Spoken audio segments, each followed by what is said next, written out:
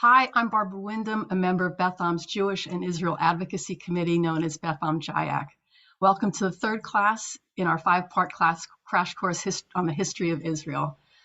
After today, there'll be two more classes on Sunday mornings, like all the sessions. Today's class will last an hour and a half, including Q&A. Any slides used in the lecture today will be shared with you at the end of the five-class series. Within a few days after class, you'll also receive a recording of this session in case you'd like to review it. I'd like to thank the co-sponsors of our program, Beth Am Jayak and the Contra Costa JCC. This course is happening thanks to their time, their effort, their planning, and their financial generosity. I'd also like to thank the following partners for their financial support: Congregation Colomet Palo Alto, Congregation Beth David Saratoga, and the San Mateo Israel Committee. Thanks again for all of you making the time for this crash course. As of this week, there are over 430 people participating. Today's class will be different than the previous ones. Charlotte will be teaching live rather than pre-recorded. We're very fortunate that she's able to join us today. She's in LA today, so we're actually a warm-up for her prior to her lecturing a bunch of rabbis this week. So that's an interesting position for us to be in. Because Charlotte's live, you'll be able to adjust your screen size as you wish. More importantly, you can send content questions to Charlotte as they occur, and that can happen anytime throughout the class.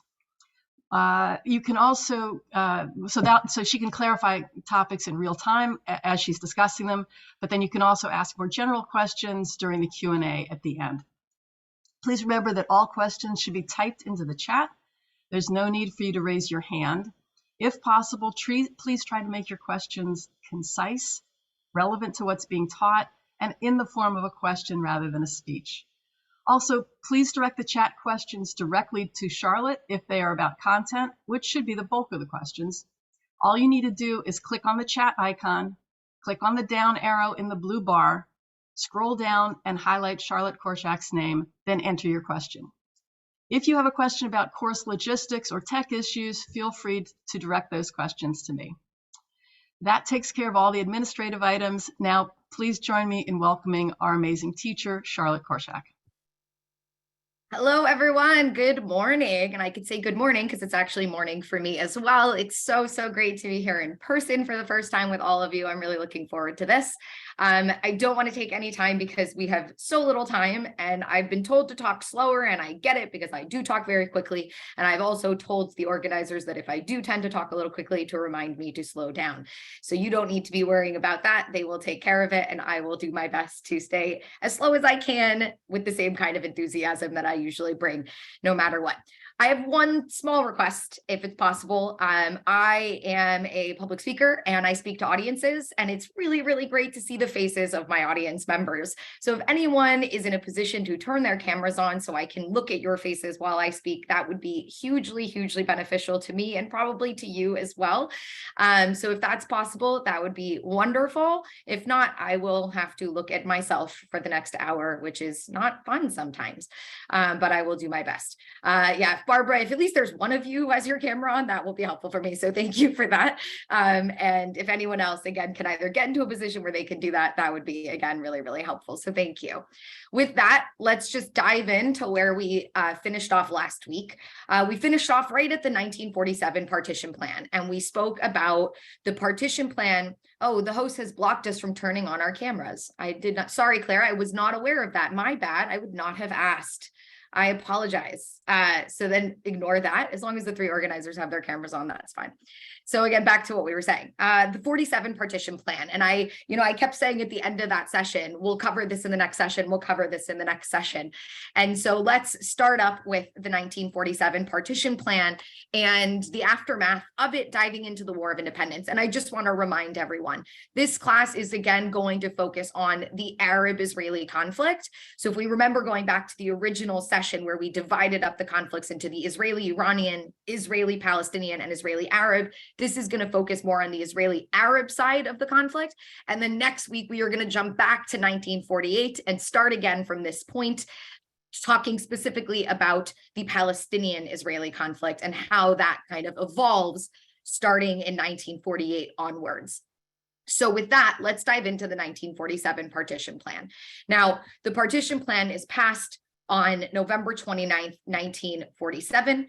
You had a Jewish acceptance of this plan. The Jewish people in the land of Israel accepted this plan. They very much wanted to see a Jewish state emerge, even if it was going to only be in part of the land.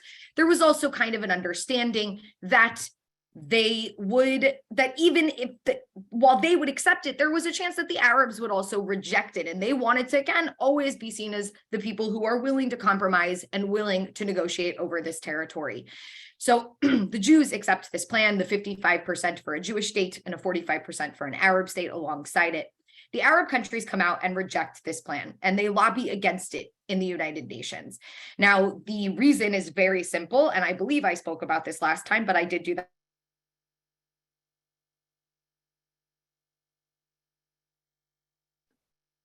There we go.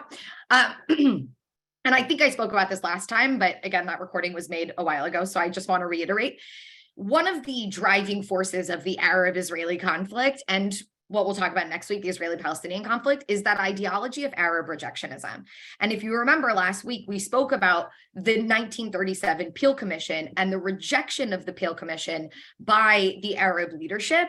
And really this ideology emerging known as Arab rejectionism, the belief that a Jewish state cannot exist in any borders. And so they rejected the 20% that was offered to the Jews in 1937.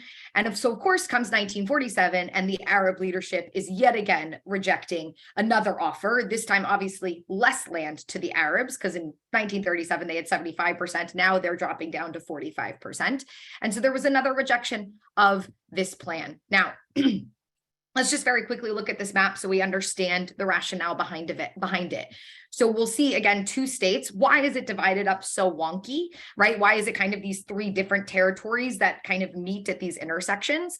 And that's because of population sizes. The UN very much wanted to keep as many Jews in the Jewish state as possible and as many Arabs in the Arab state as possible. And so this map really demonstrates kind of where most of the Jewish communities existed at the time and where most of the predominant Arab communities existed at the time, other than, of course, this yellow area down south. The yellow area down south is, of course, the Negev Desert. It was almost entirely unpopulated at the time.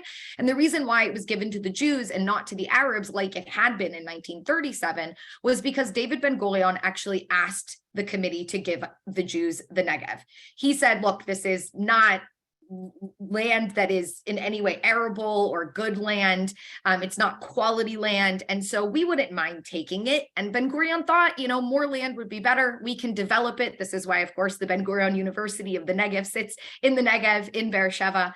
And there has been this effort from that time onwards, much more lately, to develop the Negev and make it a place where people can live and flourish. So what we understand is, while the Jews, one of the big arguments that's made against this plan by Arabs and supporters of that idea is, why did the Jews get more land, right? We see on this slide that there were 1.2 million Arabs in the land alongside about 600 to 650,000 Jews. And yet the Jews get a majority of the land. And the answer to that is, well, the Jews might have got more land, but the Jews didn't get quality land, right? They got some quality land, equal almost to what the Arabs got, but 60% of what was given to the Jews was this unarable Negev desert. And so that would be one of those arguments against this idea that, well, the Jews got more. They did, but not in the same quality. The last thing to talk about when looking at this map is Jerusalem. Now, we need to acknowledge Jerusalem had been a Jewish majority city from 1864 approximately onwards. And yet comes the partition plan, and the UN Special Committee on Palestine decides that instead of putting it either in the Jewish state or the Arab state, that it would become an international zone. And one of the things that they did is they actually expanded the territory of Jerusalem to include the city of Bethlehem so that the Arab and Jewish numbers would almost become equal, and they would justify this making it a binational or an international city rather than either Jewish or Arab. This was one of the sticking points for the Jews as well, but not a very strong sticking point, because if I can go back to kind of much of what I've been talking about leading up to this, the kind of root causes of this conflict, we've spoken about land, We've spoken about nationalism. We have now spoken about Arab rejectionism. And the last root cause is going to be religion. And it's not a driving force early on in this conflict. In fact, we won't really see it become a major part of this conflict until really after the war in 1967 for the Jewish side, and really in the late 70s, 80s for the Palestinian side. So Jerusalem was not important from a religious standpoint for the Jews who were fighting these battles and wanting to establish a Jewish state. However, it was important simply from a demographic standpoint because there was a significant number of Jews living in Jerusalem. And therefore, when you cut off Jerusalem from the future Jewish state, we would have lost a nice sizable portion of the Jewish population to the city of Jerusalem. So these were some of the concerns. But regardless, the Jews, of course, almost enthusiastically said yes to this plan. They saw that there were Arabs living in this land. They knew that there would be a challenge in having all of the land because the Arabs just did not want to agree to that. And so they accepted partition and they said, we'll take a Jewish state in 55%. We just suffered the worst 10 years of our existence. Like, we'll take what we can get. The Arab leadership again rejected this plan, lobbied against it. Their lobbying didn't work, as we see on the screen, right? The UN on November 29, 1947 will pass the partition plan. 33 yes, 13 no, and 10 abstentions. And we end up with international support for the establishment of a Jewish state. Now, I want to clarify something really important. The UN did not give Israel a country, okay? That is not how this happened. The UN gave approval and said, if you declare independence, we will recognize that independence. But they did not give us a country. What gave the Jews a country were the Jewish efforts to build that country, the Jewish efforts moving to that land, building up that land, and getting recognition for our legitimate claims to be in that land, given our history in that land. And the fact that there has been now a continuous Jewish presence in that land for 3,000 years. So this plan is passed, and the Jews are celebrating in the land that is still Palestine, right, under the British mandate. They're dancing in the streets. Meanwhile, the Arab leadership, not so much. Haj Amin al-Husseini, who we spoke about last class. Now, let's understand his journey. He's in the land of Palestine all the way up until 1939, when after the rejection by him of the white papers, which limited Jewish immigration into the land, but he rejected it because it wasn't vast enough for him. He was exiled. He had been engaging in violence against the British, and he was exiled. He spent the war years in Germany. And after, obviously, Germany fell, he fled and he ended up in Egypt. So he was in Egypt when this plan was passed. And once it was passed, he basically called upon his militias, right? The militias that, if we remember last class, who fought the Arab revolt from 1936 to 1939 with Haj Amin, calls upon them to go out into the streets and prevent this from happening, prevent this plan from coming to fruition. By the way, I'm going to stop sharing my screen here and there just so I can see your beautiful faces and that you guys can see me a little bit and not just a slide. So we have now Haj Amin urging these people. The Jews are out in the streets celebrating. And in the early hours of November 30th, as Jews are literally returning home from celebrating the passing of the partition plan, Jews are attacked. They're ambushed on the road. Okay, two specifically, and if anyone ever challenges you on this, I'm a big believer in knowing real core facts, not just they were attacked, but where and when, because when you have the where and when, it becomes very hard to argue with you because those are easily Googleable, which is not a word that is proper, but I'm going to use it, Googleable facts. And the Googleable fact of this reality is that there were two buses returning from Netanya to Jerusalem after celebrating the partition plan, and they were ambushed on the road by Palestinian Arab militias. And this is how the War of Independence officially begins. Okay, November 30th, 1947, something that we're not really taught very often. Usually people talk about May 15th as being the beginning of the war, but no, there was significant fighting that took place well prior. So November 30th, the war officially begins. And let's talk about how this war plays out. So for the first month of that war, what we see is mass fleeing of Palestinian civil society, Arab Palestinian civil society. We're talking about the upper echelons of the society. We're talking about the lawyers, the judges, the teachers, the politicians.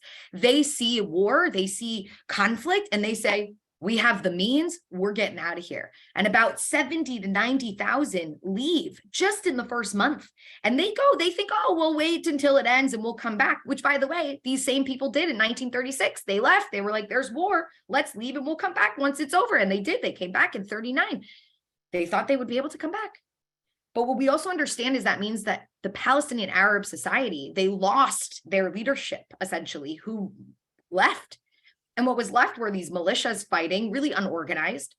And so that's the first batch of what are going to become refugees, really people who left voluntarily as the war was beginning to get out of Dodge, go to their vacation homes, and then return once things calmed down. So again, this war begins really as a civil war. It starts the Jews of Palestine and the Arabs of Palestine fighting it out, really the Arabs to prevent the emergence of a Jewish state. And that happens for about a month. But then comes early January. And at this point, the Arab world is itching to get involved in this war. The problem is that the British are still in control and they don't want to go to war with the British. They can't invade a territory that's under British control. So what do? They recruit local Arab fighters from different countries. And they create an army called the ALA, the Arab Liberation Army. And it's an independent army that's not affiliated with any of these countries, led by a Syrian commander. And they're sent into the territory to fight alongside their Arab Palestinian brethren. Now, these Arab fighters will become known as Arab irregulars. And what we will see is fierce battles taking place between the Jewish militias and these Arab irregulars alongside their Palestinian Arab militias fighting in this war. So it starts out as a civil war, but it's hard to describe it as only a civil war once we get into the year of 1948. Now, comes February of 1948, and one country does invade, and that's Transjordan. Now, if we recall, Transjordan are allied with the British. They've had great relations with the British ever since the tale of Lawrence of Arabia. I'm sure many of us in this room have seen that very long movie, but they have good relationships. And so the Transjordanian Legion, very powerful force, oftentimes trained by the British, were able to cross the Jordan River and enter into the territory, which if you jump ahead a little bit, you'll understand why they were the ones who actually gained the most amount of territory during this war, other than the Jews. And so the Transjordanians come in and they make their way up through, the mountains of Samaria and of Judea, and they come towards Jerusalem. And essentially what happens by the time we get to February, late February into March, is we have a siege on Jerusalem. Right? So these Arab forces have surrounded Jerusalem. Now, again, we spoke about the very large Jewish population in Jerusalem at the time, and they surrounded them.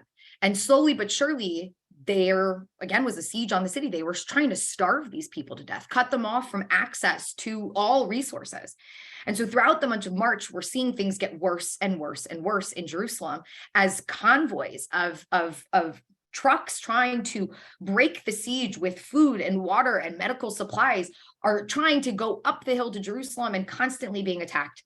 Many of us probably remember driving up to Jerusalem all the way up until really the early aughts, where you could see those trucks, on the side of the road, just left there for so many years. I remember that as well. I might look young, but I'm 35 years old. And I remember when I made Aliyah, my brilliant mother, who knew all of this history, she, as we were driving up Jerusalem for the first time, pointed out those trucks and said, those are from the War of Independence. Now, unfortunately, people tried to gather them up for scrap metal, and they were being taken away. And so we eventually enshrined them in memorials that I'm sure many of us have also seen as we've traveled up to Jerusalem. So these convoys kept getting attacked. And this posed a great challenge for Ben-Gurion.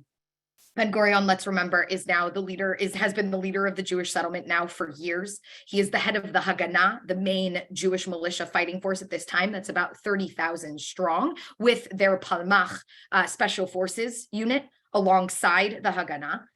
And Ben-Gurion and these fighters, they were actually very successful early on in this war. They were holding their ground. They didn't really lose any territory, but the siege on Jerusalem becomes a big challenge. And Ben-Gurion in late March is going to issue an order that becomes incredibly, incredibly relevant when we talk about modern day claims made against Israel. The order is known as Plan Daled, or what we would translate as Plan D. Plan D essentially was Ben-Gurion saying, look, we need to go village to village, and we need to clear out these villages. We need to clear out any hostility that we encounter, right? Go village to village. If you encounter hostility, get rid of the hostility, right? Fight the battle, clear out whatever hostility remains. And let's understand the context, right? Here we have Ben Gurion. We have people in Jerusalem who are slowly beginning to really have major issues when it comes to starvation. They're eating grass by the time we get to this point. And meanwhile, he's also looking ahead. And he knows that on May 15th, 1948, the British mandate's going to end. And he understands that once the British leave, there is a high likelihood that the Arab countries are going to invade us. And so he has to build up his front line. And he realizes if there's hostility behind our backs, we're not going to survive this war. And so he issues this order: go village to village, clear out any hostility you find. And so we begin that process of going village to village. And as we go village to village along the road to Jerusalem, we encounter hostility in pretty much every village we end up in. It was Arab irregulars who had placed themselves in these towns. From there, we're attacking the convoys down below. When the Jewish forces come towards them, they start to fight, and we fight back, and we win these battles. We win these battles, and at the end of these battles, the Jews will expel all of the remaining people from these towns. That means that while we threw out hostility, we also threw out innocent people along with it. Because in the chaos of war, how do you discern who's hostile and who's not? You just got to do it, and you got to move on to the next town if you're going to survive. That was the idea. Now, as we go village to village, we come across a city that probably most of you have heard of. And if you haven't, you should hear about it. And that's the city of Abu Ghosh. Abu Ghosh sits right on the road to Jerusalem. You might not have noticed it, but if you've ever been to Jerusalem, driving up that road, you drove through Abu Ghosh. Now, Abu Ghosh existed in 1948. And it still exists today. And the question would be why? Now, what is that question based on? It's based on a lie that people say that Plan Dalet was a plan to ethnically cleanse all of the Arabs from the land of Israel, right? From what is going to become the future Jewish state. And so people say, well, this was a policy. You went village to village and you just expelled any Arabs that you guys found. Now, of course, that's just not true. We didn't expel Arabs. We expelled hostility. So when we came to the town of Abu Ghosh, well, there was no hostility in Abu Ghosh. They were not hostile towards the Jews and the future Jewish state. So we didn't touch them. We left them and we continued on to the next villages. And this is one of the prime examples that you can use when somebody says ethnic cleansing, and you say, with all due respect, there are plenty of Arabs who remained inside of Israel once it was established. We didn't have a policy to kick out Arabs. We had a policy to expel hostility because we were trying to survive a war. And I just want to go on a quick tangent for 1 second, but sometimes people, they treat the War of Independence as if it like exists in its own context. And they sometimes, I think, forget what the Jews had suffered in the 10 years prior to this war, right? I mean, from 1939 until this point, the horrors that the Jews lived through and what they knew people were capable of, right? The notion that we would do anything but fight as hard as we needed to for our survival is just a crazy concept. That is as if you can judge us more than anybody else when it comes to the actions that we took during this war, considering the circumstances that we found ourselves in. So we continue to fight. Now, the last village that we're going to come across is a village known as Deir Yassin. Deiryasssin, Deir Yassin. Now I'm going to put a pin in Deir Yassin because Deir Yassin is how I'm going to start next class. Deir Yassin, many would argue, is the beginning of the Palestinian narrative today. And so I'm going to start the next class about the Israeli-Palestinian conflict with the story of Deir Yassin, and we will move on from there. So I'm just putting a pin in it, and you'll hear that story next time, a little cliffhanger for next class. But we continue this process, and let's just be very real about it. Throughout this process, we don't just have the Haganah fighting, we also have the Lehi and the Irgun fighting, who are less organized, significantly smaller in size, just a few thousand. And they are sometimes a bit chaotic, and sometimes more aggressive in how they fight. And what we do see happening in this process of Plan Dalet is we do see atrocities committed by the Jewish forces. We obviously also see atrocities committed by the Arab forces. Let's not talk about the Jews as if they were unique in that sense. But these are things we have to acknowledge. There were atrocities committed. People were forcibly expelled. These were things that definitely happened during our War of Independence. That being said, I think people like to paint them as if they were the rule rather than the exception, when it was just the opposite. They were absolutely the exception, not the rule. But they did happen. And those are things that that sometimes we should grapple with as a community that I would say is incredibly reflective. That's something that we should spend more time reflecting on. So that's the process of May, April. Now, as a result of, again, some of those atrocities, but also just the battles that were taking place in March and April of 1948, we have the second big wave of mass fleeing from the territory. Now, April becomes this period where there are exaggerated claims about what the Jewish forces are doing. And I say exaggerated because even the Arab media that promoted these claims acknowledged that they were exaggerations, that they were rumors. And they went as far as saying, and just I'm going to mention sexual assault, just warning anyone if that might be hard. But one of the things that they said that really caused chaos was they said that the Jews were raping women. And that was not happening. And they acknowledged that it was a lie after the fact. And the reason that they acknowledged it is because they said that once they said that, there were men who said, we're out. And there were men who packed up their families and they fled as a result. And so just in the month of April, we see nearly 300,000 people either being expelled or fleeing from the territory as a result of these lies, 350,000, something in that range. So mass fleeing. And again, they acknowledged, they said our own lies backfired on us and led so many Arabs to run away, rightfully so, right? I mean, who wouldn't, right? And the sad reality that we'll talk about is that they weren't able to return. And for many, I think, very legitimate reasons. And again, we'll talk about that when we get there. So that's the second wave. So now we're into May. And May 14th rolls around and the Jews are well aware that the British are leaving the next day. And David Ben-Gurion stands up in Independence Hall in Tel Aviv. It wasn't Independence Hall at the time. It becomes Independence Hall. And he declares independence. Oh, we don't need to watch the video. And he declares independence.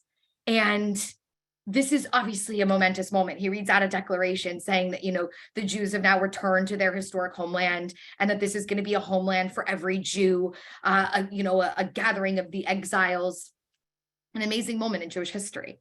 In the midst of a war, in a basement in Tel Aviv, right, declaring independence. They declare Israel a Jewish state as well as a democratic state. Now, they don't use that language of democratic. They say it's going to be a Jewish homeland, a home for every Jew.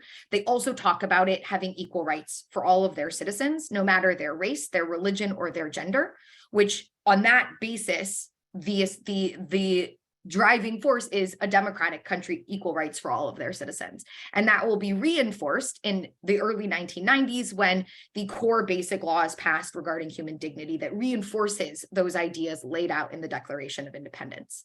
So we declare independence. Now, you can't just declare independence and become a country, right? You need recognition, especially these days. And we got it. We all know who the first country is going to be to recognize Israel. That will be Harry Truman. Thankfully, he had a nice Jewish friend named Eddie Jacobson who busted into the White House on May 15th or May 14th and made sure that Harry Truman would recognize the state of Israel, which he did.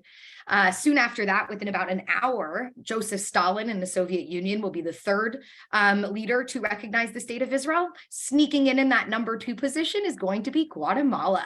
Of all countries, Guatemala will be the second country to recognize the state of Israel. They still, by the way, remain one of the strongest supporters of Israel in the world. Most people are unaware of that. So if you ever want to travel, be safe, but go to Guatemala and spend some money and visit the Jews there. They're wonderful.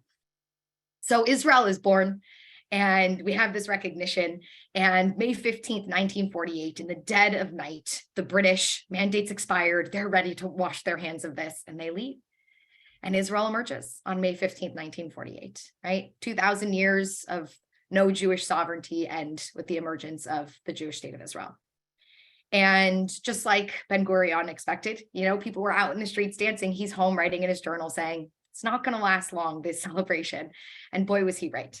On the next day, of course, Israel is invaded by the rest of the Arab countries around them. They join the Transjordanians, and the countries that join are going to be Lebanon, Syria, Iraq, and Egypt, along with help from the Saudis and the Yemenites, who will all assist in attempting to, again, eliminate this Jewish state at its infancy. And they're very honest about that is their goal, to eliminate the Jewish state, that by the end of this war, this Jewish country should not exist. And they all get involved for also selfish reasons. They all want a piece of the pie, right? They all want part of that territory. And two countries will, of course, get some of the territory. But we enter into a second phase of the War of Independence. And the second phase is a bit scary. The Jews are very short on ammunition. We don't have a lot of supplies. We don't have a lot of fighters. And one country comes to our aid very early on, and that's Czechoslovakia. And crazy enough, and this is probably one of the greatest little ironies of our War of Independence, but the Czechoslovakians gave us old Nazi weapons that we then used to help establish and maintain the Jewish state, which is just, again, the greatest of ironies. So we get the help. We also have American pilots, by the way, who come over, who had fought in World War II to help the Jews maintain this country as they were being invaded. And we keep fighting. July becomes the last period where we see more expulsions and more fleeing of Arabs that get us up to that number of about 700,000 who end up becoming refugees from the War of Independence. And as time goes on, the war starts to die down. In September, the UN is actively trying to end this war. The UN High Commissioner is actually assassinated during this time period, which really pushes the UN to want to end this war. They're talking about the Arabs and the Jews or the Israelis now, I should say, and they're trying to figure out how can we end this war. And by the early months of 1949, we start to see this war end. And we start to see ceasefire agreements signed between Israel and their neighboring countries. And that's how the war ends. We signed agreements in February, March, April, and then July with each of those countries. Iraq not included. Iraq actually remains a country that never, ever signed a ceasefire agreement with Israel, and they still remain vehemently anti-Israel in the Arab world today. But the other countries we signed ceasefire with. Now, in January of 1949, before the first ceasefire was even signed, you can understand the war had died down to the point that we felt that we could have an election. And in January of 1949, Israel will hold its first election. Now, who votes in this election? Anyone who remained inside of what became Israel. And so we have an Arab population that will vote in this election, along with the many Jews and other minorities. And you end up with Ben-Gurion winning as prime minister. He forms a coalition, actually including the Democratic List of Nazareth in his coalition, which was technically an Arab party. Most people think that the first Arab party to ever sit in the coalition was Mansour Abbas's party just this last year, but actually there was a party in Ben-Gurion's first coalition. And then we sign these ceasefire agreements and the war dies down. Now, very quickly, I want to talk about the Arab-Israeli population. The Arab-Israeli population started out as 160,000. At the end of the War of Independence, we had 160,000 Arabs who remained inside of Israel, many of them loyal to the state of Israel. Some of them fought in the War of Independence alongside the Jews. We're talking about some Bedouin tribes in the north, like the Ka'abiyas. You have other tribes that, again, remained loyal and became Arab Israelis and never took on the moniker of Palestinian, never became Palestinians. They were Arab Israelis. Now, there was a challenge, though. How do we know who was going to be loyal, right? Some, again, were loyal. We knew that, but we weren't sure about everybody. And after the war, there was a push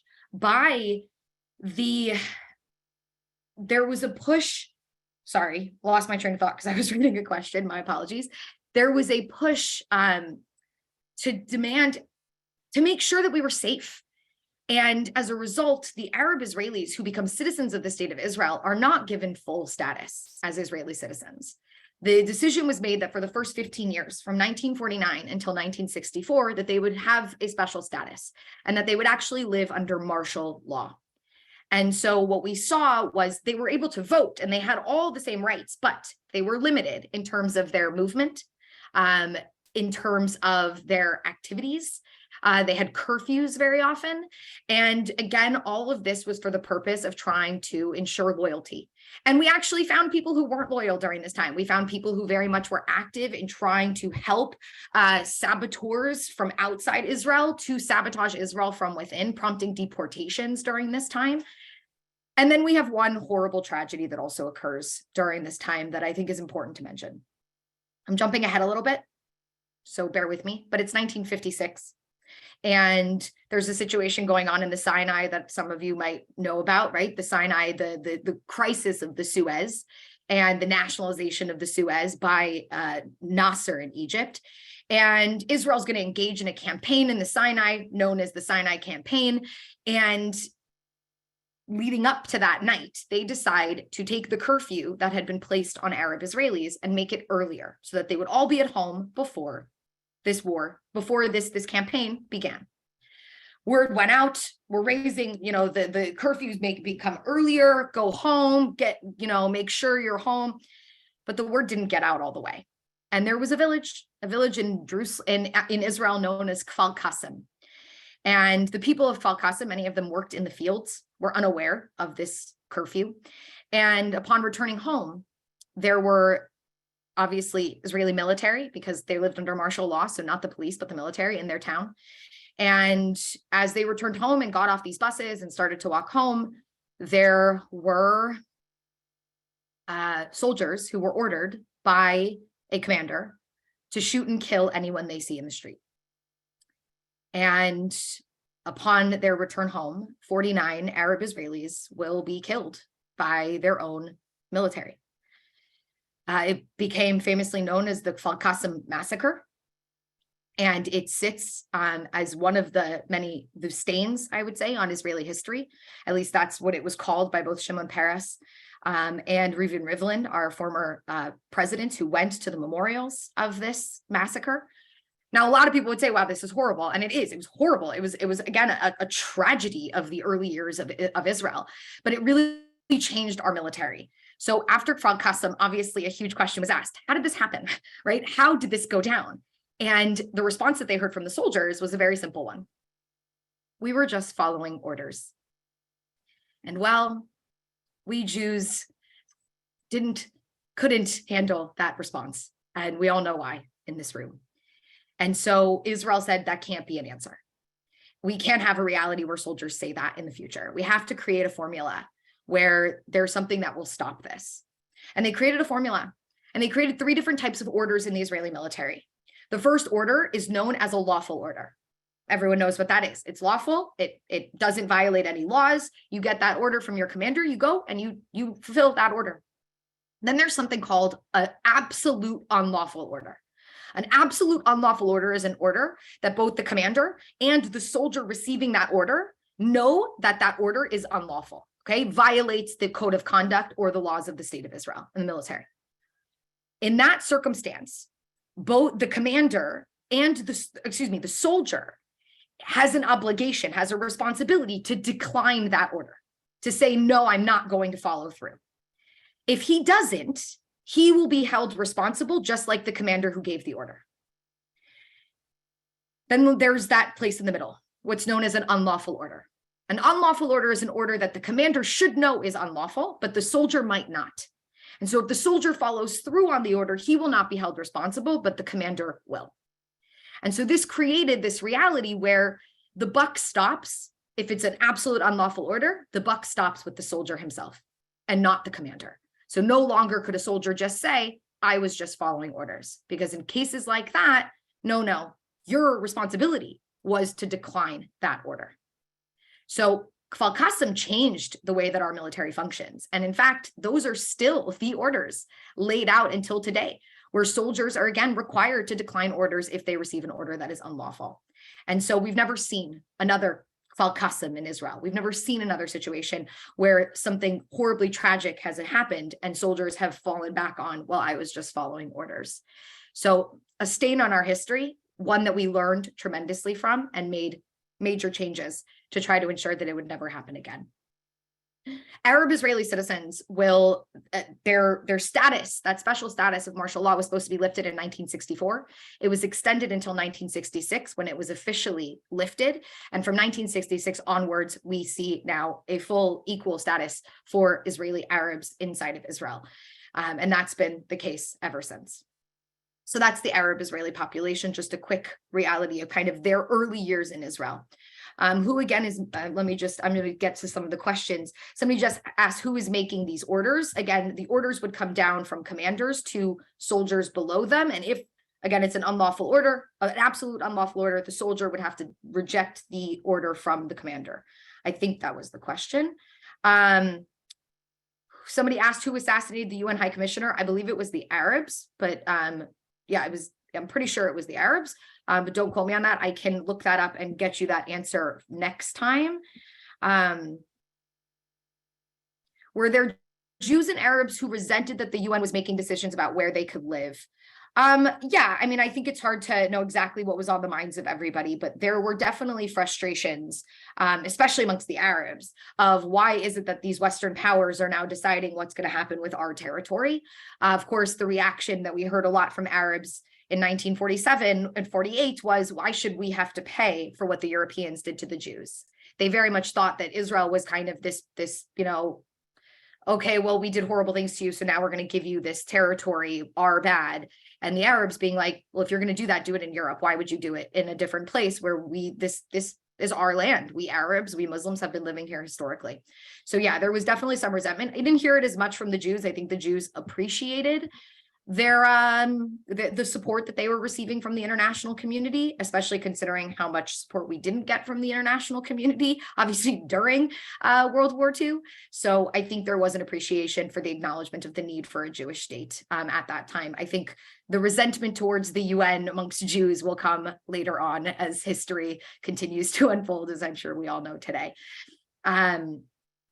Is it true that the British gave the Arabs the keys to everything when they left? Not that I know of at all. The British left almost in a neutral stance.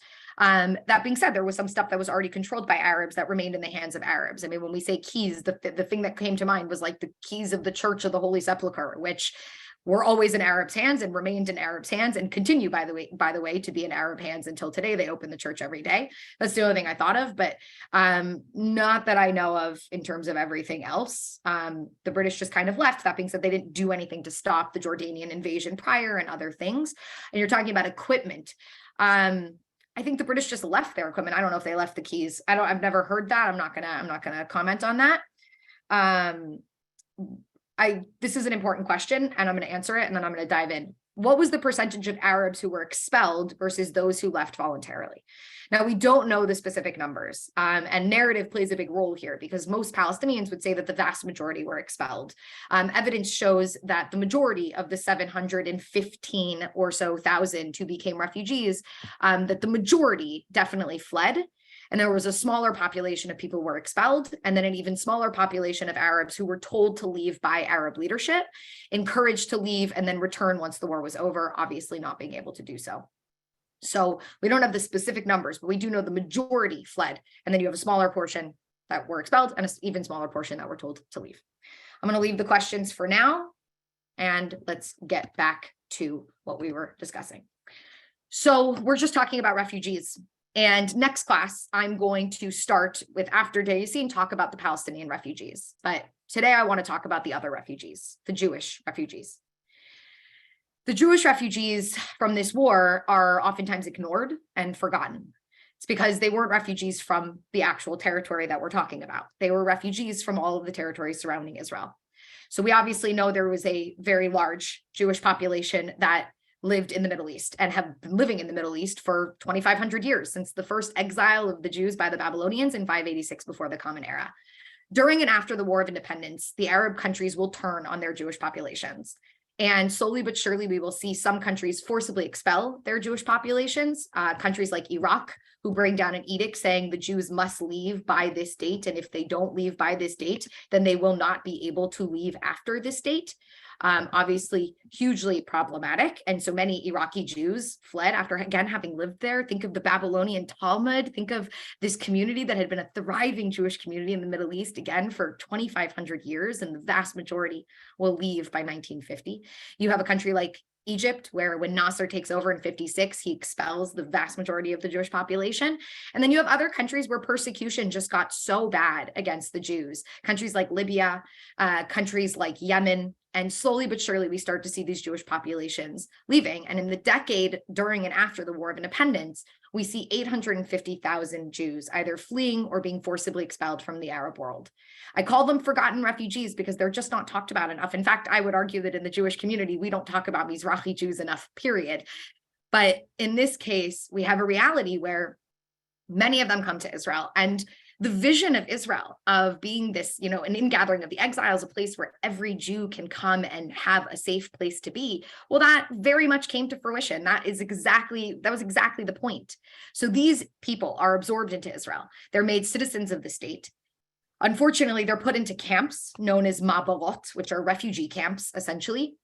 Now, and slowly these camps grow into makeshift cities that eventually just become cities.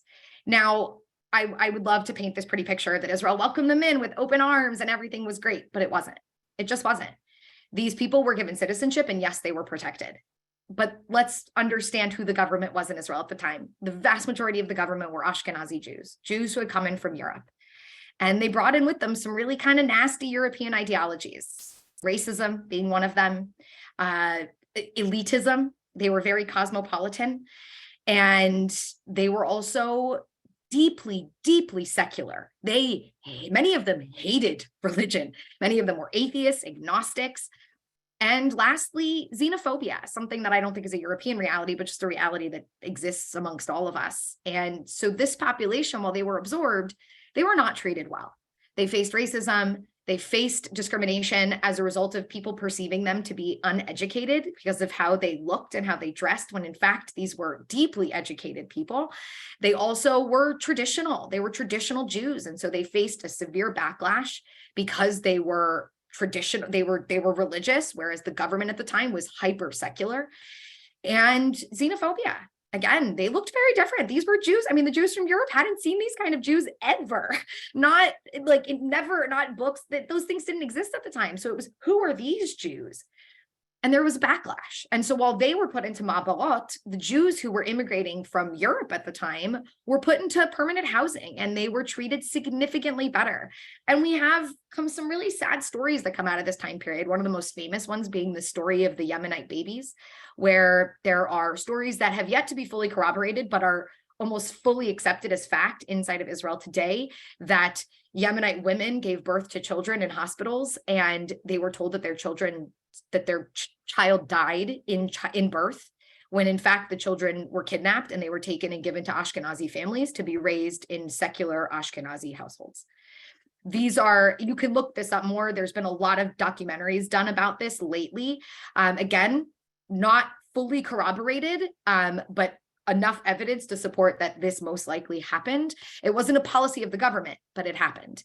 And so it's just, again, when I teach, I try not to just teach the pretty picture of Israel. I think we need to understand that this is a country like every other, and it has its, its ugly side, its warts and challenges throughout our history. And this was one of them. And I guess you could also say leave it in the past. I could if it was left in the past, but it's not. There is still great resentment that this community holds towards the left wing in Israel, which is why the vast majority of older Mizrahi Jews, Middle Eastern Jews, vote right in Israel. They vote on the right side of the spectrum. They're avid Likud voters, many of them, or Shas voters as a result of this. And so it has continued to impact the political reality in Israel and what our government looks like. And on top of that, we also saw that this didn't stop with other communities. When we see other immigration into Israel, we see also discrimination. So it happened with the Russians, right? When they came in, the fall of the Iron Curtain, we saw about 1 million Soviet Jews immigrate to Israel in the early 90s, and they faced discrimination as well, mainly challenging their Jewish, if they were Jewish or not, right? Their Judaism.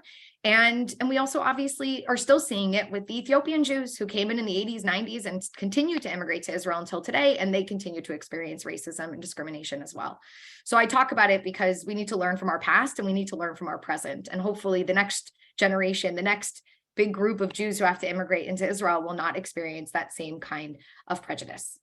So we'll leave that there. That being said, I will stress that as a result of this immigration, while Israel might have been founded predominantly by Jews who were from Europe, we see a mass influx of Mizrahi Jews that really balance out the numbers in Israel. And today in Israel, demographically speaking, we have over 50% of our population that have at least one ancestor who is of Mizrahi Jewish origin. So an incredibly diverse reality in Israel today. And that is something to also be proud of. There might have been racism and discrimination 50, 60 years ago, but today the average Israeli is usually a product of a mixed marriage between a Mizrahi and an Ashkenazi Jew. We became the beautiful salad bowl that we wanted to be. And we in Israel call it a salad bowl and not a melting pot because, well, the way that I see it is Moroccan gefilte fish would be really gross, but Moroccan fish and gefilte fish is great. And you can serve it on the same table. And there are plenty of Moroccans and Ashkenazim who have married each other and do just that. And so we turned into this beautiful salad bowl, but there is still work to be done within the Jewish community to make sure that everyone feels a part of the community and feels equal. What was the percentage of Mizrahi Jews following this influx from Arab lands? Oh, I think I just addressed that today. It's over 50% of the Jewish population in Israel. So lastly, there's one more question here. How do you connect what happened in 48 to the 67 war and the occupation of the West Bank? Great. That's a great transition into the next topic that we will deal with. So now let's jump to 1967. Well, let's first talk about really how the War of Independence actually ended. Let me just skip through some of these slides, which I'll tackle next class. And sorry, there it is. 1960. So first of all, the war ends in 1948. We talked about one aftermath being refugees. The other aftermath is the borders. And if you see the map here on this side of your screen, the left side, we see what Israel becomes. And what you see in yellow is Israel proper. The territory that has been recognized by the world is Israel from 1949 all the way up until today. And as you see, Egypt is going to take the territory of the Gaza Strip. Jordan will take the territory of the West Bank. And this is our map for the next 18 years. Now, during these 18 years, what's happening? First of all, broader geopolitical reality is the Cold War that's slowly starting to take hold. And we heard that both the Americans and the Soviets recognized Israel's establishment, but very quickly, the Arab world is going to align themselves with the Soviet Union, and they become part of the Soviet bloc, and they are armed by the Soviets.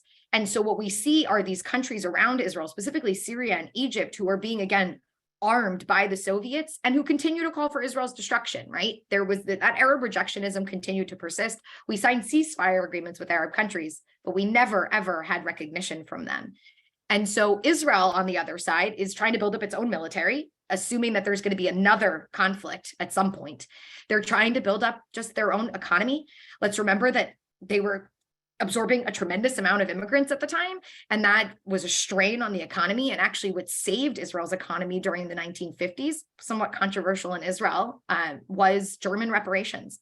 German reparations start to flow into Israel in the 1950s. They continue to flow into Israel until today, and that was one of the ways that Israel got out of its economic crisis in the 1950s.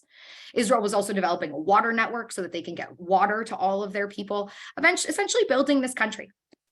And then we get to 1967. And at this point, there's been, 18 years of ongoing, again, propaganda against the Jewish state, calling for its end. And in 1967, they try to bring that to fruition. So in May of 1967, the war is going to begin. Now, most people would say, Charlotte, what do you mean? The war started on June 5th. Well, the first act of war, which essentially becomes the declaration of war, actually takes place in the middle of May. So in the middle of May of 1967, Nasser, the president of Egypt, closes this little waterway, if you can see my mouse, this little waterway, the Straits of Tiran, to Israeli shipping. Now that waterway down to the base of the Red Sea, that was Israel's access to our southern port in Eilat. If we don't have access to that port, we have to go all the way around Africa to be able to get into the Mediterranean to bring shipments to Israel. Hugely problematic, as we all saw when that ship got stuck in the Suez Canal. Remember that last year? Crazy stuff. So this was an act of war. And it happens in mid-May. And of course, Israel's like, okay, we got to figure this out. And they turn to the Americans and they say, what should we do? And the Americans say, don't go to war. Don't go to war, right? We got to avoid a war at all costs. Why? Let's again jump back geopolitically. The Americans are embroiled in another war. It's called Vietnam. It's one of those hot wars of the supposed Cold War.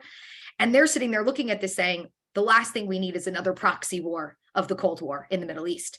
So they say to the Israelis, do not go to war. Let's attempt diplomacy. And they attempt diplomacy for weeks. They try to open the straits diplomatically. Doesn't work.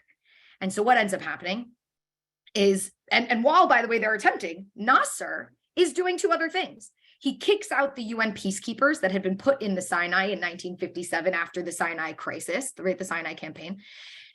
And then he starts to flood the Sinai Peninsula with 250,000 troops. And Israel's watching all this happen going, look, diplomacy is great, but this guy's preparing a war. He's preparing an invasion. And if we don't attack first, we might not survive this war. But the Americans said, do not fire that first shot. Well, on June 5th, 1967, Israel realizes that if we don't fire that first shot, we might not survive this war. We are going to go up against three countries, and we knew it would be three because Egypt, Syria, and Jordan were aligned with each other at the time. And again, they were backed by the Soviet Union. And I want to truly try to emphasize the depths of the fear. Jews in Israel felt so incredibly vulnerable in 1967. May of 67, they thought another Holocaust was coming. They thought the world was not going to protect them. They thought that they were going to be invaded, but from all three sides, and that they might not survive this war. And they joked about it, y'all. They literally said, like, yo, whoever's the last one to leave, make sure to turn off the lights. They were joking about the destruction of the state of Israel, very classic Jewish coping mechanism, but that was their fear. So June 5th, 67, Israel preemptively strikes the Egyptians. Now, a preemptive strike in international law is considered preventative warfare, meaning it's seen as defensive, not offensive. So Israel defensively strikes the Egyptians on June 5th, 1967. They wipe out the Egyptian Air Force in the span of 4 hours. By the way, just the brilliance of Jewish Israeli ingenuity. How did we do it? Instead of bombing the planes, we bombed the runways. We dropped crater bombs into the runways. And well, if you don't have a runway to take off, you could have as many planes as you want, but they're not going to be effective. So some planes got up into the air, but most did not. We bombed most of them actually on the ground. But as soon as we attacked, Egypt orders the Jordanians and the Syrians to start attacking as well. And so Syria is going to begin attacking from the Golan Heights down below, and the Jordanians will begin to attack across the seam line in Jerusalem.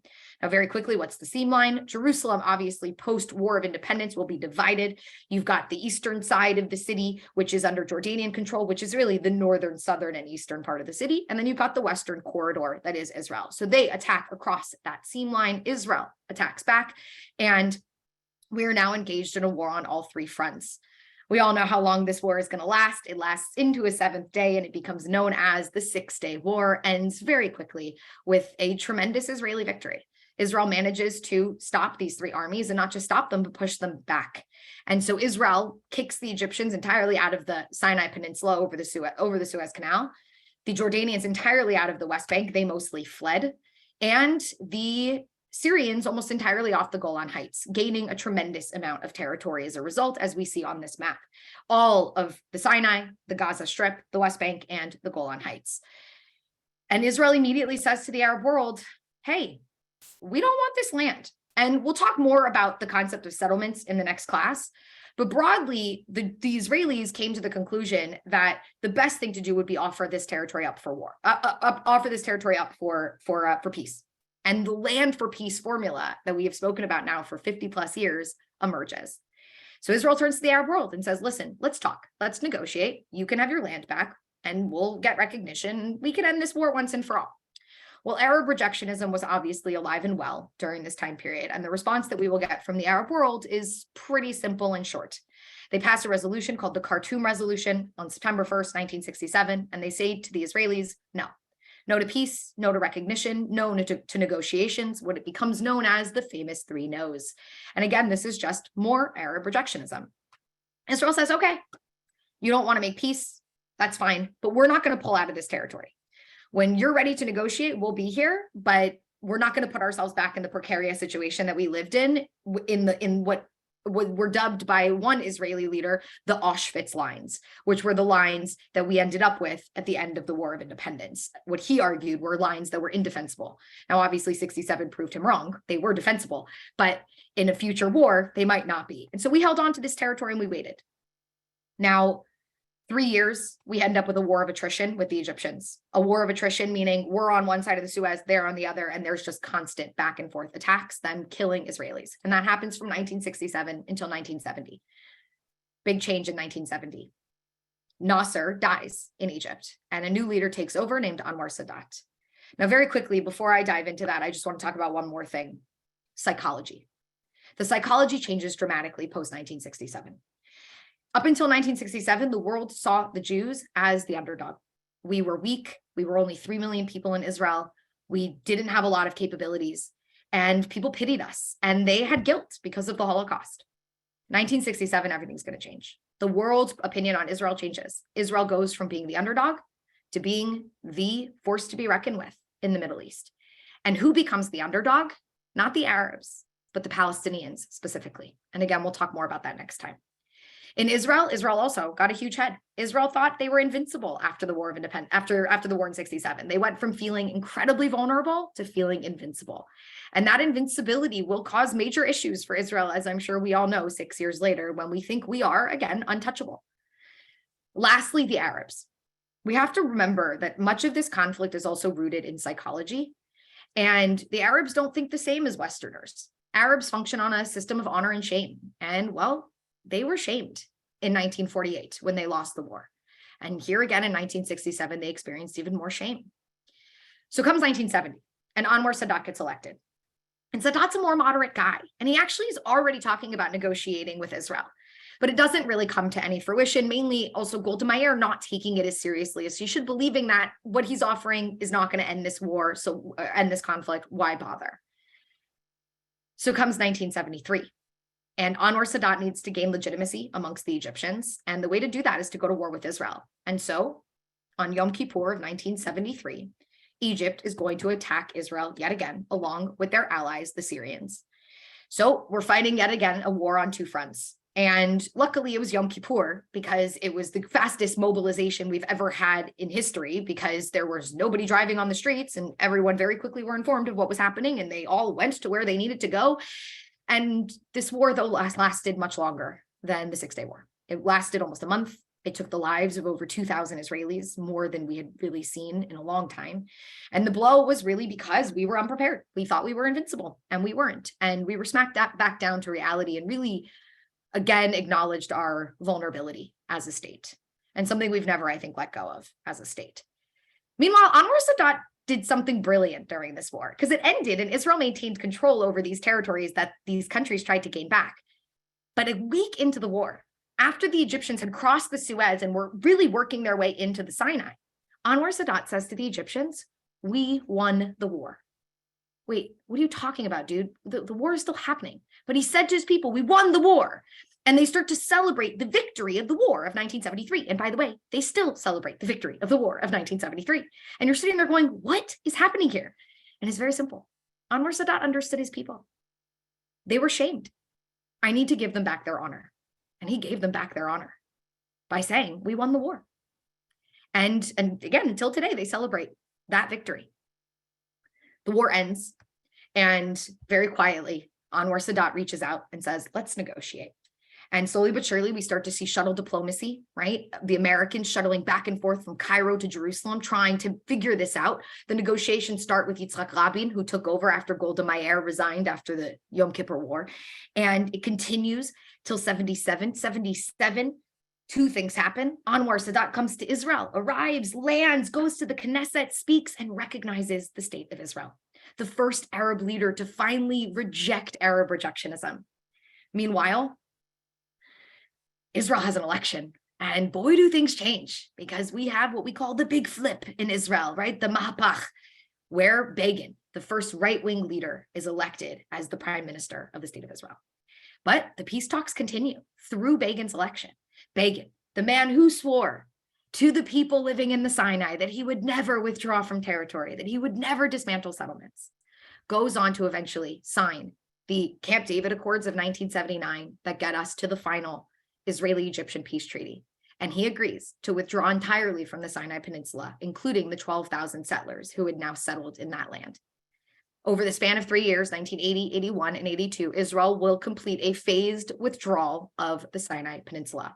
In that last phase in 1982, they will evacuate those 12,000 settlers and move them into Israel proper, and some of them into, Gaza, who 25 years later will be evacuated yet again by their government from another place that their government sent them to. Some hard times, but putting it all aside, we managed to make peace with the Egyptians, and it's held until today. And yes, we can comment about how it's a cold peace, but it's a peace. And we no longer were being threatened. Our existence was no longer being threatened by the Egyptians. And we start to see that fracturing of Arab rejectionism. And we think this is going to be it. Once Egypt does it, everyone's going to follow suit. Unfortunately, 1981, Anwar Sadat is sitting at that parade celebrating the victory of the 1973 war, the irony of all ironies. And Palestinian militants, part of the Muslim Brotherhood, jump out of a car and make their way up to Anwar Sadat, and they assassinate him. Anwar Sadat, in my opinion, goes down as a courageous hero who really put his life on the line to make peace, and he did. But no Arab leader after that really wanted to follow in his footsteps. And so it takes another 15 years until an Arab country steps up and makes peace with Israel. And that's going to be the Jordanians in 1994. Now, that also starts to fracture Arab rejectionism. I know I'm over time. I'm wrapping up. I promise, Barbara. This is what happens when I'm not on a video. I can go on, but we'll get there. Another fracturing of Arab rejectionism. And then something crazy happens in 2002. And I know I'm jumping ahead. And if you're thinking, oh my God, she's skipping over so much, don't worry. Everything I'm skipping, we're going to get to next time. But in 2002, the Arab League gets a proposal called the Arab Peace Initiative, put forward by Saudi Arabia.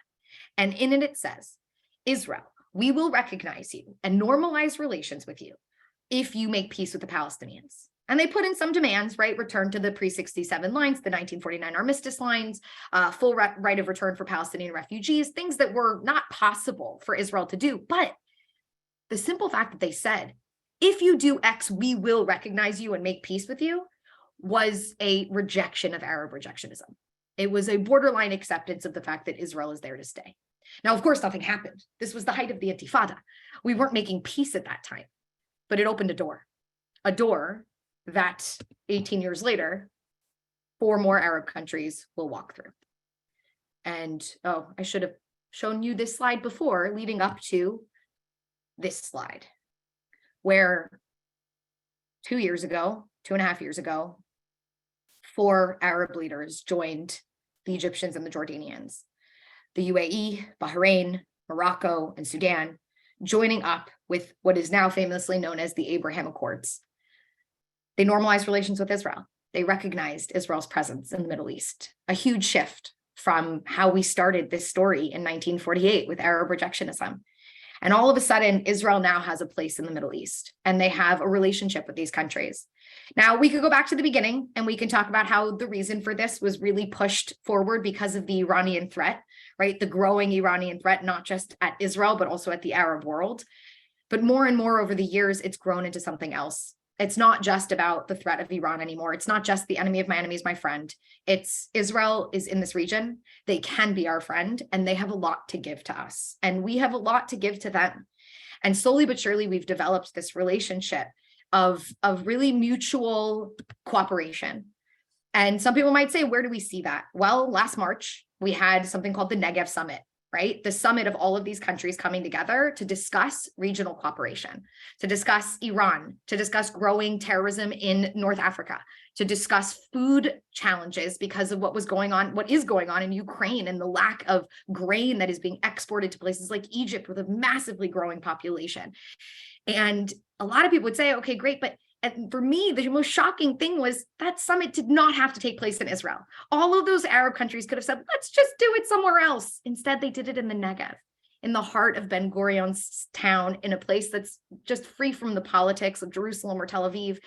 And the Negev Summit has grown into the Negev Forum, a forum of these countries coming together on a consistent basis and continuing to discuss this regional cooperation. So to wrap this up, we've seen, I've titled this session, The Rise and Decline of the Arab-Israeli Conflict. And if you had asked me 10 years ago that I would have ever titled a lecture that, I would have said, you're crazy. And yet here we are, and I can actually genuinely talk about a decline in this conflict. That today there isn't really an Arab country that is directly threatening Israel, other than maybe Qatar through Hamas, that isn't backed by Iran. And so the Arab-Israeli conflict is almost gone. Now, I don't want to say that in a permanence because anything can change in the Middle East on a dime.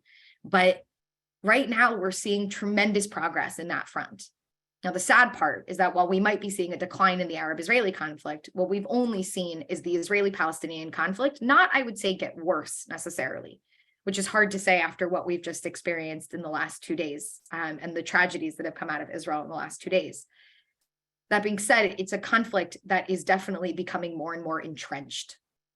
And that is where we will pick up next week. We'll talk about that conflict and how it has become more and more entrenched as time has gone on. So we'll leave it there. And I will look in the chat for the questions that have been coming in, and I will take those and we'll wrap this up. So somebody asked me about the Yemenite babies and how many specifically were kidnapped. Again, we don't have these numbers. We don't know. And again, you could look into it further. There have been some documentaries that have come out about them, but there's just so much lack of information on this story, but enough that, again, it is believed in Israel. So, and you're asking, as adults, did they ever learn who their families were? And the answer is some are trying to find their family members, but it hasn't really, I haven't heard of any stories of anybody being reunited or being able to fulfill that. So again, another one of those tragedies. If the 67 war was a defensive war, why did we settle all over there on the first day after the end of the war and not just leaving the army to protect Israel? Naomi, it's a great question. I have to correct something inside of it, though. You said, why did we settle all over there on the first day after? That's actually just not what happened. The first settlement will be, I should really say reestablished, will be in September of 1967. And that seems like it was pretty quick, but that will be the one community that will emerge in September of 67. And it was, again, a reemergence of the communities of Kfar Etzion that had fallen during the War of Independence. The first return will be to the community that will be built, known as Alon Shvut. And Alon Shvut, again, was built on privately owned Jewish land, which is why, let's remember, in 67, we do not have a right-wing government that is pro-settlement. We have a left-wing government that is not religiously ideological in any way. But when Jews came and said, we have the deeds to that land, the high court in Israel and the government said, you can return and rebuild. And they did. And then you have the rebuilding in a place like Hebron, where Jews also had privately owned land. What we're going to see between 1967 and 1977 is about 47 Jewish settlements emerge in the West Bank, in Judea and Samaria. And most of them are along the Jordan Valley for defensive reasons and really for a left-wing, really labor ideology of we're coming to settle the land. We just need to keep settling the land. It was like an old school mentality. And so you had Jews go and settle the land very much agriculturally. They developed these agricultural communities in the Jordan Valley. And then you had others along the hilltops of the West Bank that looked down on Israel's coastal plain, also for defensive reasons. So to say that we just went in and built, not the case. They built for defensive reasons with an understanding that if they needed to remove those settlements in the future because peace emerged, that was something that they could do, and something that we did do in the Sinai. That being said, in 77, when Begin takes over, we do now have more of a religious ideologue in the government, and he does then build more settlements in kind of smack dab in the middle of the West Bank, really trying to reestablish settlements from biblical times, settlements like Shiloh, right? Ancient Shiloh, or Efrat, or Alon Moreh, communities that, again, are spoken about in the Torah. And then these religious ideologues wanted to go and reestablish. So it was a defensive war, simply in that we were attacked. And if we wanted that territory for ourselves, well, then we would have offensively struck and taken that territory, which we never did, right? We waited until we were attacked before. And lastly, again, I think the key is that Israel has demonstrated a willingness to withdraw from territory if, peace is promised. And we did that in the Sinai, and we did it in Gaza even when peace wasn't promised. But because of that, I would say it's probably not going to happen again anytime in the near future. Lastly, I just want to throw one thing out. You said, why not just leave the army to protect Israel? And actually, there is in military scholarship, there is the belief that just having a military in a territory is not enough. What would benefit more if you want to stop an invasion is actually having more populated areas in that territory for the sake of preventing invasion. And Israel was also going on that philosophy as well when building again in the Jordan Valley and along the hilltops of the West Bank. So a lot to think about. But I do want you all to remember, when you pose these questions, remember that there's a coalition in Israel and an opposition in Israel. And you always need to remember contextually who's in the government at any given time. Because while you have one side, usually the left side of the spectrum, that's always been kind of pro-two-state, pro-withdraw from the territories that were taken in 67, you also have a right-wing base today that is very much anti-withdrawal from territory. So I talk about the context of the time, and as things go on, obviously things have shifted more into the camp of the religious and maintaining control of the territory, one for religious reasons, and others, even those who were willing to give up land in the past, less willing because of the outcome of the withdrawal from territory, i.e. what happened with the Gaza Strip. And we should also talk about southern Lebanon in the year 2000, which we'll talk about in the next class. What facts does Sadat use to claim victory to his people? Certain battles, other data. Surely he must have had some info to convince his people they won. It was the crossing of the Suez and entering into the Sinai. We crossed the Suez. We're pushing them back in the Sinai. We're going to take back control. That was the information that he was given, and that was the information that was spread. Let's also remember that this wasn't new. Propaganda during war and claims of victory were not new. In 1967, one of the reasons that I would say that helped Israel win was the propaganda that was spread by the Egyptians claiming that they were winning the war, and the Jordanians and the Syrians were hearing the Egyptian propaganda thinking, oh, let's keep going. And in fact, it was completely false. They were not making progress. They were being pushed back. So this wasn't new. And remember, we don't have the kind of technology we have today where people can kind of see what's going on in real time. They're taking their word for it. And so he said, we crossed the Suez. We're going to push them back. And that was the information that was used. Next question. This year is the 50th anniversary of the Yom Kippur War. Do you see any current connections between current issues and that experience? There was no internet, CNN, or cell phones at the time. I was there in Jerusalem. How do you think 24/7 media coverage today impacts perception? Wow, what a question. It's a great question, I think, for the last class. I'm just going to touch it very quickly and we can dive deeper in the last class, but it changed everything. I mean, the 24 hours news cycle, we all know. I mean, it started actually, I would say before 73. It started with Vietnam, right? It started with Walter Cronkite on the ground in Vietnam, reporting straight live from those scenes, which really meant, one could argue, helped bring the end of the war in Vietnam. And so today, the 24-hour news cycle, but more importantly, forget CNN, it's the day-to-day average Joe who's sitting on his phone and posting things on Instagram and on TikTok to the younger generation, and they're just believing it. And what's crazy is these people have no credibility whatsoever. They're just random people, and yet people just believe these things. And so, the internet and the 24-hour news cycle and just the constant endless onslaught of information that people have to try to discern what's true and what's not has created a wild misperception of what's going on in Israel today. I'll leave it there again because again, we can talk about it a little bit more, and there's more questions, and I want to end on time. I have about 4 more minutes, I think, maybe 5. Somebody said, what about Lebanon? But I don't know in what context. So if you all want to shoot me that context really quickly, sorry, I didn't look at it in real time. Please address the validity of the borders of Judea and Samaria. So let me stress something. There are no borders around Judea and Samaria. That's not correct terminology.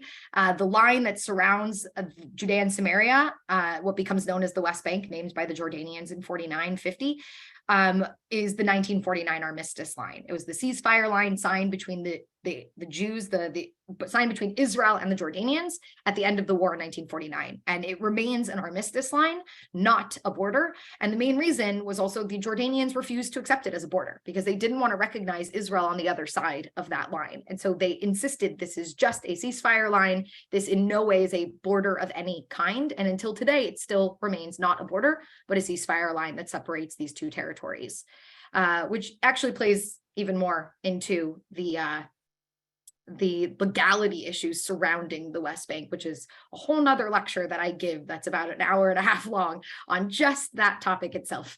So again, I'll leave it there. There's another question about the Ammonite Jews, but I think I tried to kind of tackle that we just don't have. Somebody said, is the Yemenite Jews' DNA sufficiently different than that of other Mizrahi or Ashkenazi? I mean, I don't think it's anything that different. That being said, I do want to stress something about genetics. Genetics are kind of one of not the greatest way necessarily to decide who a Jew is. We obviously have Jewish genetic markers that are incredibly important. Anyone who's an Ashkenazi Jew, I think, knows this more than anybody else because we get tested before we get married. So we make sure that those diseases don't carry on to our children. But as the daughter of 2 converts, I have zero Jewish genetics, and I am a Jew through and through. And so I tend to always push against anyone who tries to define Jews through genetics, because that would exclude me and my parents and all of my family. So, but there are definitely genetic markers. And when tested, Ashkenazi Jews will often come out with Ashkenazi Jewish markers, and Mizrahi Jews, Sephardi Jews will have different genetic markers as well. And I don't think the Yemenites are that much different from the others, because they're just Jews who kind of migrated into that territory over the centuries that we were in exile. We'll leave that there. Another question. I don't think most Americans see the so-called Abraham Accords through this lens at all. It's a trade agreement with countries Israel was never at war with. It in no way represents a step towards the peace we need to make with Palestinians. Yes, there is recognition, but many would disagree that it has any political significance. So I would completely agree with you. And I think that it's not an agreement. It's a fact that this in no way represents a step towards peace with the Palestinians, not even a little bit. That's why I didn't talk about the Palestinians in relation to the Abraham Accords. If anything, this might have actually caused more of issues with the Israeli-Palestinian conflict, because the Palestinians feel even now more abandoned by not just the world, but now by the Arab world. And yes, they are trade agreements, but there are other agreements as well. They're not just trade agreements, they're tourism agreements, which I think is a really big deal, because trade agreements, you don't have interaction between people. Tourism agreements, you have the interaction between the people that actually promotes more positivity surrounding these relationships. You know, a lot of people talk to me about Egypt, and they say, you know, the Egyptians are super anti-Israel. That's true about Egyptians in Cairo. Go to the Egyptians in Sharm el-Sheikh in the Sinai, where literally Israelis go there every single day and they're traveling, and they have a completely different perception of Israelis and Jews because of that interaction. And so I think people are blinded by their feelings towards the Palestinians, and they kind of demonize and delegitimize the Abraham Accords as something that's not significant. But I will tell you, for Israelis, it is incredibly significant, and we are already seeing the changes on the ground. We have Emirati students studying in Israel. We have these conversations are happening. And I want to stress one more thing, which I think is ignored too much. And that's the Arab Israeli population. Anyone who says this should be quieted very quickly and say, with all due respect, you want to talk about the Israeli population that is benefiting most from this? It's the Arab Israelis. They have pretty much never been able to travel to Arab countries and acknowledge that they were Israelis, because they would be seen as traitors. And there are finally now countries that they can go to where they can speak their own language and practice their own culture, but also be proud Israelis. And that is a huge, huge shift from what we had in the past. And that is not something that should be delegitimized in any way, shape, or form. It's incredibly important. And so this is something that we should bolster, in the hopes that maybe it'll also rub off on the Palestinians one day, or at least these countries can have an impact on the conflict between the Israelis and the Palestinians. Anyone who takes something like this and poo-poos it because of something else, they're blinded by their bias. And it's sad, because as far as I'm concerned, peace or normalization, more relationship is better than no relationship. And whatever relationship we can have with countries in the Middle East, we should be jumping at for the sake of making progress in that region and lessening the hatred. I'm just looking to see if there's one more that I can take before. There's so many. Oh my gosh. I'm supposed to be done latest in 2 minutes. Let me just see if there's anything. I'm ignoring all the Palestinian questions for next week, just throwing that out there. From religious Zionist view, what territory should be considered Israel's territory? That's a very simple answer. Religious Zionists, the party, would say annex all of the West Bank and make it part of Israel. They would see it as part of Israel. So that's a very simple answer to that question. Lebanon, very quickly, in terms of Arab peace initiatives and your view of declining Arab rejectionism. Lebanon, honestly, is a whole nother game. They have been in conflict for much of their existence. They currently are in horrible economic crisis. They are not close to making peace with Israel, mainly just because of the internal debates that are taking place, and obviously the power that Hezbollah has within that country. And so they are nowhere close. Hezbollah is an arm of Iran.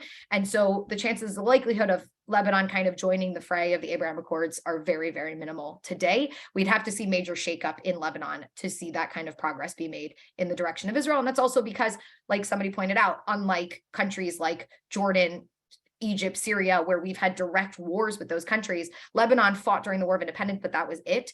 But we have fought and we have bombed sites in Lebanon in the last 20 years, which is fresh on the minds of the Lebanese who remember the bombings of parts of Beirut in 2006.